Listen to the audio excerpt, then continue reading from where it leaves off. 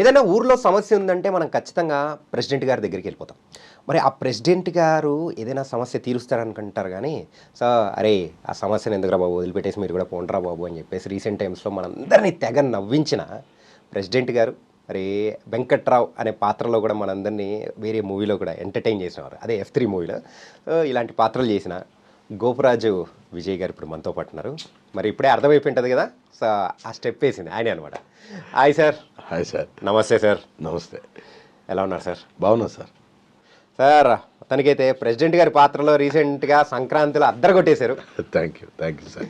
ఇంతకు ఆ మూవీ సంగతులతో మొదలెడదామా లేకపోతే ఎట్లా దేంతో మొదలెడదాం సార్? మీ ఇష్టం. మీ ఇష్టం. అని చేసిన సీన్ ఒక్క సీన్ అయినా కానీ అద్దరిపోయేటట్టు చేశారు సార్.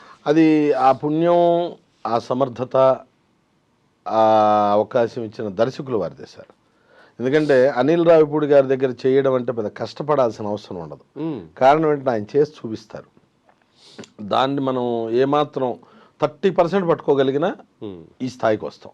అంతవరకు మాత్రం నాకు 2 సినిమాల అనుభవం వారితో. F3 సినిమాలో వెంకట్రావుగా కానీ, అలాగే ఇప్పుడు దీంట్లో ప్రెసిడెంట్ క్యారెక్టర్గా కానీ సంక్రాంతికి వస్తున్నాను. అలాగే వెంకటేష్ గారితో కాంబినేషన్ సీన్లో చేయడం అంటే కొంచెం ఒళ్ళు దగ్గర పెట్టుకోవాలి. మంచి టైమింగ్ ఉన్న సీనియర్ ఆర్టిస్ట్ ఆయన. ఆ టైమింగ్ని రీచ్ అవ్వడం కానీ, ఆ రియాక్షన్స్ని ఓవర్టేక్ చేసి మనం ఎలివేట్ అయ్యే స్థితిలో ఉండాలంటే చాలా ఒళ్ళు దగ్గర పెట్టుకోవాలి. ఓకే సార్, వెంకటేష్ గారితో 2 సినిమాలు చేశారు. ఒకటి F3, చాలా మంచి పేరు తీసుకొని వచ్చింది. వెంకట్రావు అనే మీ పేరు అసలు పేరు ఎవరికి తెలియదేమో. చాలా మంది వెంకట్రావు అని పిలుస్తారు. వెంకట్రావు అని పిలుస్తూ ఉంటారు. సార్ పేరు గోపరాజు విజయ్ గారు, అది కూడా తెట్టుకోండి సార్. మరి F3లో ఫస్ట్ టైం మీరు వెంకటేష్ గారితో చేసేటప్పుడు మీరైతే ఆల్రెడీ మన థియేటర్ ఆర్ట్స్, మన నాటకాలు అనేది కూడా చేసి ఎన్నో నాటకాలు అనేది చేసిన తర్వాత సో మరి మూవీస్లో కూడా వచ్చారు. సో ఏమనిపించింది ఫస్ట్ వెంకటేష్ గారితో చేసేటప్పుడు? నాకు బాగా ఇష్టమైన హీరో సార్ ఆయన. ఒక ధర్మచక్రం లాంటి సినిమాలు కానీ, తర్వాత చంటి లాంటి సినిమాలు కానీ బాగా ఇష్టంగా చూసిన జనరేషన్లో నేను ఒకడిని. అటువంటిది కనీసం మనం విడిగా చూడగలమా వీళ్ళని అనుకునే స్థాయి నుంచి వారి పక్కనే ఉండి నుంచొని ఒక డైలాగ్ వారితో ఆపోజిట్ చెప్పే అదృష్టం రావడం అనేది ఎప్పుడో కళాకారుడిగా ఎక్కడో చూసుకున్న అదృష్టం అనే చెప్పాలి. ఒక గ్రామీణ ప్రాంతాల్లో ఉన్న నేను ఇవాళ ఈ సెల్యులాయిడ్ అంటే ఈ స్థాయి పెద్దవారి మధ్య చేయటం అనేది నిజంగా పూర్వజన్మ సుకృతమే. సో ఫస్ట్ టైం యాక్ట్ చేసేటప్పుడు ఆ సీన్లో కూడా మీరు కొంచెం అరే ఏంటిది అని అనుకున్న సందర్భం ఉందంటగా? అంటే అది అంతమంది పెద్దవాళ్ళ మధ్య చేసేటప్పుడు మనం గతంలో స్టేజీలో ఎన్ని చేసాం, ఎన్ని అవార్డులు వచ్చినాయి, ఇవన్నీ ఉండవు సార్. అక్కడ ఆ రోజు ఆ భయము అదంతా కొత్తే. ఒక అదృష్టం ఏంటంటే 2-3 టేకులు తీసుకోవటం అనేది సహజంగా సీన్కి జరుగుతుంది ఒక షాట్కి. అది తీసుకున్నప్పుడు అనిల్ గారు చేసి చూపించేస్తారు. ఓకే, అప్పుడు మన నర్వస్ వెళ్ళిపోతుంది. రెండోసారికి మన నర్వస్ వెళ్ళిపోతుంది. మూడోసారి వాళ్ళకు అనుకున్న ప్యూరిటీ అనగా ఆ పాత్రధారుడే మిగులుతాను తప్పితే చేసే మనం ఉండం అక్కడ 100%. ఓకే, అనిల్ గారి దగ్గర ఆ ఫ్లెక్సిబిలిటీ ఉంటుంది సార్.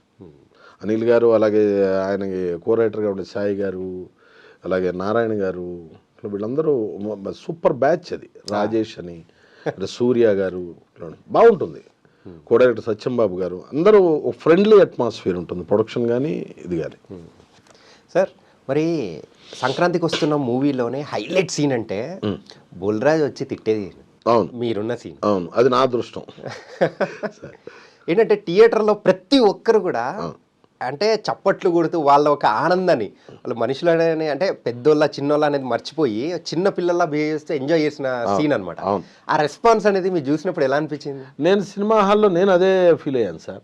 యాజ్ ఆడియన్గా నేను చూస్తూ, నేను సినిమా రిలీజ్ అయిన 3-4 రోజుల తర్వాత చూసాను సినిమా. అంటే నాటక ప్రదర్శన నుండి రోజు ఆ బిజీ మీద తిరుగుతూ చూడటం కుదరలేదు. చూసినప్పుడు నేను సేమ్ ఫీల్ అయ్యాను. ఆడియన్గా ఏంటంటే ఫుల్ ఎంజాయ్ చేశాను నేను కూడా. ఆ రోజున సెట్లో ఎంజాయ్ చేసిన దానికన్నా కూడా థియేటర్లో ఇంకా బాగా ఎంజాయ్ చేశాను. మరి దాన్ని ముందుగానే అంచనా వేసి ఆడియన్ని పల్స్ పట్టుకోవడం అనేది దర్శకుడు గొప్పే. ఓకే, ఇంతకు బుల్రాజు గురించి మాట్లాడదామా సార్? ప్రమాణం. బుల్రాజు అసలు ఎట్లా పట్టుకొని వచ్చారు సార్? అంటే వాస్తవానికి నేటివ్ భీమవరం అన్నారు సార్. ఓకే, తర్వాత ఎక్కడన్నారు అతన్ని ఆ వయసుకి ఆడుకునే వయసు, కరెక్ట్గా చెప్పాలంటే ఆడుకునే వయసు. కెమెరా లేకపోతే ఈ షాట్, ఈ యాంగిల్ ఇవన్నీ తెలిసే వయసు కాదు. కానీ ఒక్కసారి చెబితే చాలు, రెండోసారి చెప్పే పరిస్థితి అతనికి లేదు. ఓకే. ఆ బూతులు తిట్టే సీన్లో అతనైతే కనుక నాకు బాగా ఆశ్చర్యం వేసింది ఏంటంటే, తిట్టలేకపోతున్నాడు, అతనికి రావట్లే బూతులు. ఓకే. ఎందుకంటే అతను విడిగా అలవాటు లేదనుకుంటా. అంటే ఇంకా అతను ఒక పద్ధతిలోనే ఉన్నాడు. అతని చేత బూతులు తిట్టించకుండా షాట్లో వాడటానికి చేయించడానికి అనిల్ గారు చాలా కష్టపడ్డారు. అంటే వాడిని ఒప్పించాలి, ముందు వాడు తిట్టాలంటే ఒప్పించాలి వాడిని. ఏబిసిడి లాగా చెప్తూ చాలా చాలా కష్టపడ్డారు. బుల్లిరాజు బాగా ఎలివేట్ అయ్యాడు అంటే ప్రధానమైన సూత్రధారులు మొదట అనిల్ గారు అయితే, రెండు డైరెక్షన్ డిపార్ట్మెంట్. వాడితో ఇంటరాక్షన్ బాగుండేవాళ్ళు ఆ పిల్లాడితో. నేను చేసిన 2 రోజులైనా ఆ పిల్లాడిని చిన్న చిన్న పిల్లలందరినీ కమ్ముకొని ఉండేవాళ్ళు వీళ్ళందరూ. బాగుండేది అట్మాస్ఫియర్, నిజంగా ఫ్యామిలీలో ఉన్నట్టే ఉండేది షూట్ మనకి. Okay sir. 2 days చేశారా సార్? పొలాచిలో 2 days చేశాను. తర్వాత మీటింగ్స్ ఇన్ హైదరాబాద్లో 2 days చేశాను. టోటల్ 4 days చేశాను. సో అంటే ఇందులో మీది కంప్లీట్గా ఒక్క సీనే కనిపించింది మాకు. 2 సీన్లు అంటే ఫస్ట్ మీకు ఆవిడ అరంగేట్రం సీన్ ఉంటుంది కదా స్టేజ్ మీద. యా అరంగేట్రం సీన్లో అది తర్వాత చేసాం. ఓకే. ఫస్ట్ చేసింది ఇంటి దగ్గర సీన్. సేమ్ మళ్ళీ అదే బ్యాచ్ ఆడిటోరియంలో చేసాం. ఓకే. ఈ సీన్సే కాకుండా ఇంకా మేము చూడని సీన్స్ ఏమైనా ఉన్నాయా? లేవు సార్. అనిల్ గారు దాంట్లో ఎడిట్ అయ్యేది ఏమి ఉండదు. అయితే స్క్రిప్ట్లో అవ్వాల్సిందే కానీ, ముందు అవ్వాల్సిందే కానీ, దీంట్లో అయితే మాత్రం లేదు. ఓకే. నా నుంచి తీసుకున్న ఎవరి రియాక్షన్, ఎవరి షాట్ వాడారు సార్. అంతవరకు మాత్రం చాలా అదృష్టవంతుడు నేను. కానీ మీ యొక్క రియాక్షన్ ఒకటైతే భలే ఉంటుంది సార్. అది మొత్తం అయిన తర్వాత వెనకలో ఉన్న మీ తోటి వాళ్ళకి కూడా చెప్తారు, ఇంకా మీరు ఇంటికి పోయి ఏం చేయాలంటే అని చెప్పేసి మీరు ఒక్కసారిగా టోన్ చేంజ్ చేస్తారు. మనం ఏం ఇందాక అదే చెప్పింది, మనం ఏం చెయ్యక్కర్లేదు సార్. ఆయన వచ్చి నుంచొని కెమెరాలో చేసి చూపించి ఏం చేయాలో మనకి అరటిపండు ఒలిచి చేతిలో పెట్టినట్టుగా చేసి చూపించి వెళ్ళిపోతాడు అనిల్ గారు. ఓకే. యాజ్ ఇట్ ఈజ్ మనం 30% ఫాలో అయితే చాలు. నైస్. అందుకే అంత పేరు రావడానికి కారణం కూడా ఆయనే. మన చేత ఏం చేయించుకోవాలి అనేది ఆయనకి బాగా క్లారిటీ. ఓకే. చాలా హెల్దీ వాతావరణంలో ఉంటుంది ఆయన దగ్గర చేయటం, ఇబ్బంది ఉండదు. సో ఇప్పుడైతే రీసెంట్గా జరిగిన సంక్రాంతికి వస్తున్న గురించి మాట్లాడేసుకున్నాం. సో మీ నేపథ్యం గురించి కూడా మాట్లాడదాం సార్. ఖచ్చితంగా. నాన్నగారు మరైతే ఎన్నో నాటకాలు అనేది వేసి నాటక మండలి, సో అందులో మీకైతే సుమారు 30 సంవత్సరాలు 35 సంవత్సరాల అనుభవం అనేది ఉండొచ్చా సార్? మరి ఇంత అనుభవం ఉండి అది కూడా నాన్నగారు గోపరాజు రమణ గారు. అవును. సో ఆయన కూడా ఇప్పుడు మంచి యాక్టర్. అవును. ఆయన కూడా మొన్న మా దానిలోనే ఇంటర్వ్యూ కూడా కంప్లీట్ అయింది. చూశాను అది కూడా. ఇప్పుడు కొడుకుగా మిమ్మల్ని చేయడం అనేది హ్యాపీగా ఉంది. ఇది ఎక్కడి నుంచి మొదలైంది ఏంటి? అంటే కరెక్ట్గా చెప్పాలంటే నాన్నగారు వాళ్ళు ఇంట్లో రిహార్సల్ చేస్తూ ఉంటాం. ఆ నేపథ్యంతో ఇల్లు ఎప్పుడు కళకళలాడుతూ ఉండేది కళాకారులతో.